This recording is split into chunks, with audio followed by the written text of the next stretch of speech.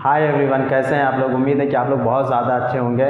Class 11 का chapter first हमने start किया था, उसमें हमने कुछ चीज़ें आपको बता दी थी, जिसमें हमने मीनिंग बता दी थी, डेफिनेशंस क्लियर हो गई थी। इसके अलावा हम कैरेक्टरिस्टिक्स भी क्लियर कर चुके थे। आज हम इसमें से 2 टॉपिक को और लेंगे और ये हमारा फर्स्ट चैप्टर का ओवरऑल ये फर्स्ट चैप्टर यहाँ पर कंप्लीट हो जाएगा, क्योंकि इसके अंदर बहुत ज़्यादा थ्योरेटिकल पार्ट है। तो थ्योरेटिकल पार्ट को बहुत ज़्यादा एक्सप्लेन करने की ज़रूरत नहीं है। यहाँ पर हम लोग 2 टॉपिक्स को इसलिए कवर करेंगे क्योंकि उसको समझना हमें बहुत ज़्यादा ज़रूरी होता है।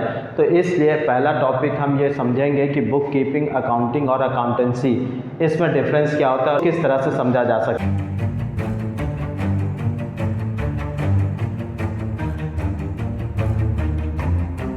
है। तो सबसे पहले बात करते हैं बुक कीपिंग की।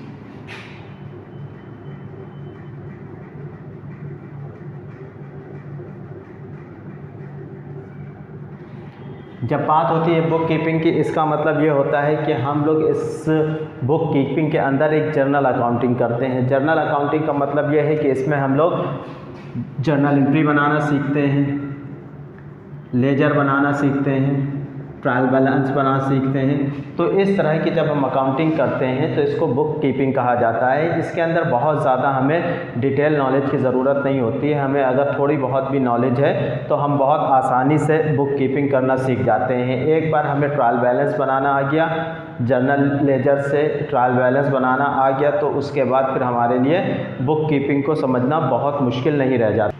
इसको ज़्यादातर हम लोग सिर्फ इसलिए बनाते हैं जिससे कि हम लोग इसको मॉनेटरी ट्रांजैक्शंस को पहचान सकें। मॉनेटरी ट्रांजैक्शंस का मतलब ये है कि मनी से रिलेटेड जो भी ट्रांजैक्शंस होते हैं उनको समझा जा सके, उनको पहचाना जा सके, इसलिए हम लोग ज़्यादातर बुक कीपिंग को बनाते हैं। जिस तरह से मान लीजिए हमने कुछ परचेज़ किया, अगर परचेज़ की एंट्री कर रहे हैं तो इसमें हमें क्या पता चल रहा है कि कुछ गुड्स जो हमारे पास आ रहे हैं उसके बदले में हम लोग क्या पे कर रहे हैं, कैश पे कर रहे हैं। तो कैश यहाँ पर पेमेंट हो गया, तो यहाँ पर किस चीज़ का क्लैरिफिकेशन हो रहा है, किस चीज़ की एंट्री हो रही है, वो हो रही है मनी से रिलेटेड। तो इसी तरह के ट्रांजैक्शंस जो होते हैं मनी से रिलेटेड या जर्नल ट्रांजैक्शंस, जिसमें बहुत ज़्यादा नॉलेज की ज़रूरत नहीं होती है, वो सारे बुक कीपिंग के अंदर आते हैं। उसके बाद अकाउंटिंग की बात करते हैं।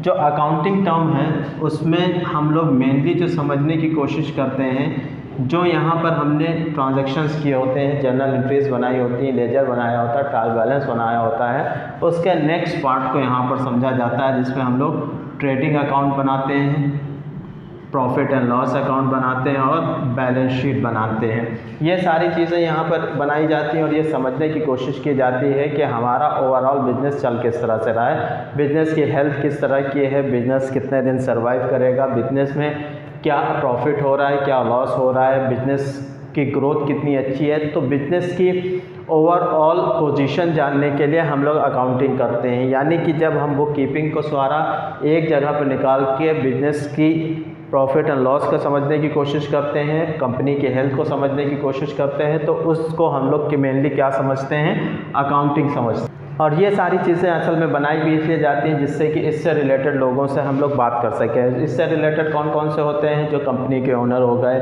जो कंपनी के हेड्स हो गए, उनको हमें ये इन्फॉर्मेशन देनी पड़ती है कि हमारा इस साल प्रॉफिट इतना था, नेट प्रॉफिट इतना था, इतने टैक्सेस पे किए, इतनी बैलेंस शीट में ये हमारे पास करंट कैश है, ये फिक्स कैश है, ये करंट लायबिलिटी, ये फिक्स लायबिलिटी। तो इन सारी चीज़ों का डिटेल इससे रिलेटेड लोगों को प्रोवाइड कराया जाता है, इसलिए इसको हम लोग मेंटेन करते हैं। यहाँ तक वाली सारी चीज़ें आपको समझ में आ गई होंगी कि बुक कीपिंग और अकाउंटिंग में क्या क्या चीज़ें आती हैं, क्या इंक्लूड होती हैं। उसके बाद एक टर्म होता है अकाउंटेंसी। इसको हम लोग ब्रॉड ले सकते हैं इन सारी चीज़ों पे। यहाँ पर हम लोग क्या करते हैं, जनरल ट्रांजैक्शंस करते हैं, यहाँ पर उससे रिलेटेड हम किसी नतीजे पर पहुँचते हैं। और अकाउंटेंसी में जो नतीजा हमारे सामने होता है, उस नतीजे के बिहाफ पे हम कोई नए डिसीजन ले सकते हैं, कुछ नई चीज़ें ऐड कर सकते हैं, कुछ बिज़नेस को बढ़ा सकते हैं, कुछ नए लोगों को इंट्रोड्यूस कर सकते हैं, नए इन्वेस्टर बुला सकते हैं। तो इस तरह के जब डिसीजन यहाँ पर लेने की ज़रूरत होती है तो हम लोग अकाउंटेंसी की तरफ चले जाते हैं। और यहाँ पर ये भी सेम चीज़ वही आती है कि हम लोग अकाउंटेंसी जो करते हैं उसमें इंटरेस्टेड पार्टी, यानी कि अगर बिज़नेस हमारा अच्छा चल रहा है तो कौन कौन से ऐसे लोग हैं जो इस बिज़नेस के साथ जुड़ के बिज़नेस को और ज़्यादा ज़्यादा अच्छे से आगे बढ़ाने में मदद करेंगे, बिजनेस में ग्रोथ होगी। तो इस सारी चीज़ों के लिए हम लोग इन सारी चीज़ों को करते हैं। तो यहाँ पर आपको बुक कीपिंग, अकाउंटिंग और अकाउंटेंसी में डिफरेंस भी समझ में आ गया होगा और ये भी समझ में आ गया होगा कि ये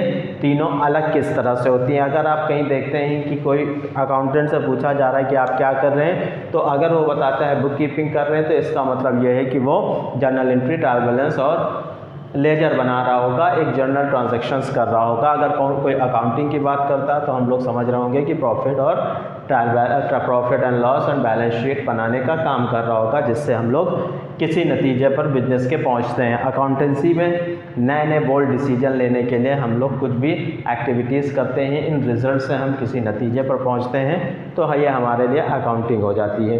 तो इसी तरह से अकाउंटेंसी हो जाती है। तो इसी तरह से हम लोग इसको अच्छे से थ्योरेटिकल पार्ट समझ सकते हैं। इसके अलावा और भी बुक में चीज़ें लिखी हुई हैं, डिफरेंसेस लिखे हुए हैं, उसको आप पढ़िएगा। नहीं समझ में आता है तो आप कमेंट करिएगा। नेक्स्ट टॉपिक लेते हैं। इसी में आगे ये समझने की कोशिश करते हैं कि अकाउंटिंग कितनी तरह की जाती है, टाइप्स ऑफ अकाउंटेंसी। इसके बाद हम ये समझने की कोशिश करते हैं कि ब्रांचेस कितनी होती हैं अकाउंटिंग की। जो ब्रांचेस मेनली अकाउंटिंग की होती हैं वो हम लोग बहुत आसानी से समझ सकते हैं कि एक होता है फाइनेंशियल अकाउंटिंग, ठीक है, दूसरा होता है हमारा कॉस्ट अकाउंटिंग, थर्ड हमारा होता है मैनेजरियल अकाउंटिंग, फोर्थ हमारा होता है टैक्स अकाउंटिंग, और फिफ्थ होता है social responsibility accounting, social responsibility.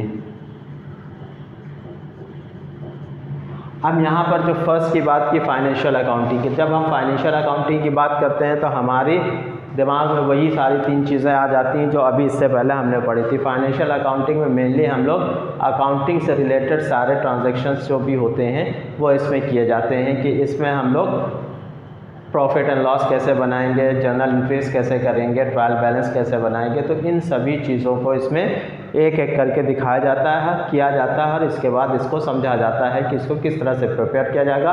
उसके बाद हम डिसीजन की तरफ आगे बढ़ सकते हैं, किसी नए नतीजे की तरफ, इससे हम लोग बढ़ जाते हैं। तो इसीलिए फाइनेंशियल अकाउंटिंग को यहाँ पर मेंटेन किया जाता है। उसके बाद सेकेंड है कॉस्ट अकाउंटिंग।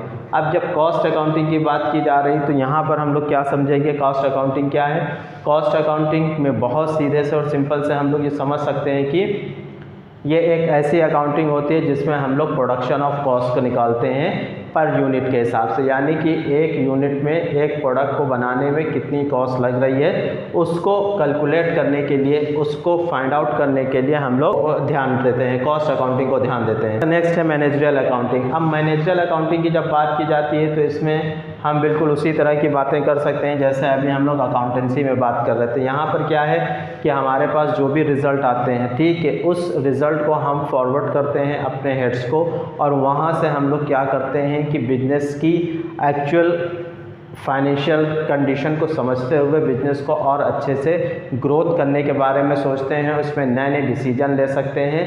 तो जब किसी बिज़नेस को मैनेज करने के लिए, ठीक है, जब किसी बिज़नेस को अच्छे से प्रॉपरली चलाने के लिए, बिज़नेस को आगे बढ़ाने के लिए जब कहीं पर कोई डिसीजन लिए जाते हैं तो वो मैनेजरियल अकाउंटिंग के रूप में जाने जाते हैं। यहाँ पर यही बात आगे बताई गई है, ठीक है। तो यहाँ पर हम लोगों ने तीन चीज़ें समझ ली, फाइनेंशियल, कॉस्ट और मैनेजरियल अकाउंटिंग। मैनेजरियल अकाउंटिंग में हमने समझ लिया कि हम लोग कोई भी रिजल्ट्स के हिसाब से नए डिसीजन लेने के लिए मैनेजरियल अकाउंटिंग की बात करते हैं। उसके बाद टैक्स अकाउंटिंग की बात आ गई। अब टैक्स अकाउंटिंग का नाम सुनते ही हमें ये पता चल जाता है कि ज़्यादातर हम लोग टैक्स का कैलकुलेशन इसके अंदर सीखते हैं, इसके अंदर करते हैं। जो भी गवर्नमेंट से रिलेटेड टैक्सेस होते हैं जो गवर्नमेंट को हमें पे करना है, चाहे वो GST के फॉर्म में हो, चाहे पहले इससे पहले हम लोग वैट या और तरह के टैक्सेस, स्टेट टैक्सेस पे करते थे, तो वो सारे इंक्लूड करके GST है। तो GST का कैलकुलेशन कैसे होगा, और भी बिजनेस में जो टैक्स यूज़ किए जाते हैं उनके कैलकुलेशन को पूरा का पूरा यहाँ पर टैक्स अकाउंटिंग में देखा जाता है। इसके बाद लास्ट है सोशल रिस्पॉन्सिबिलिटी अकाउंटिंग। अब सोशल रिस्पॉन्सिबिलिटी अकाउंटिंग में टैक्स को आप देखकर थोड़ा सा आपको ये लग रहा होगा कि ये किस तरह की अकाउंटिंग होती है। देखिए जितने भी ऊपर हमने जितने भी तरह के अकाउंटिंग्स को पढ़ा हुआ है, इन अकाउंटिंग का पर्पस होता है एग्जैक्ट वैल्यू को फाइंड आउट करना और किस तरह से बिजनेस में नए आयामों तक पहुंचा जा सकता है, किस तरह से टैक्सेस पे किया जा सकते हैं या टैक्स को बचाया जा सकता है। इन सारी चीज़ों को यहाँ पर चारों में सीखा जाता है। लेकिन सोशल रिस्पॉन्सिबिलिटी अकाउंटिंग हमें ये बताती है कि हम किस तरह से टैक्सेस या किसी और तरह से अकाउंटिंग में कुछ ऐसी चीज़ों को फाइंड आउट कर लें जिससे कि सोसाइटी को हेल्प हो और सोसाइटी उसका बेनिफिट ले सके। तो हम हमेशा इस होड़ में लगे रहते हैं, इस काम में या इस मेहनत में लगे रहते हैं कि किसी भी तरह से हमारी क्या हो, अकाउंटिंग में ऐसे डिसीजन हो, ऐसी चीज़ें फाइंड आउट की जा सकें जिससे हम लोग सोशली उसको हेल्प कर सकें या सोसाइटी में उसको कहीं ना कहीं फ़ायदा हो। तो इसलिए इस तरह की सोशल रिस्पॉन्सिबिलिटी अकाउंटिंग के रूप में जानी जाती है। आपने एक सुना होगा बहुत पहले कि एक रूल्स चेंज हुआ था जिसके बाद घर बनाना बहुत ज़्यादा आसान हो गया।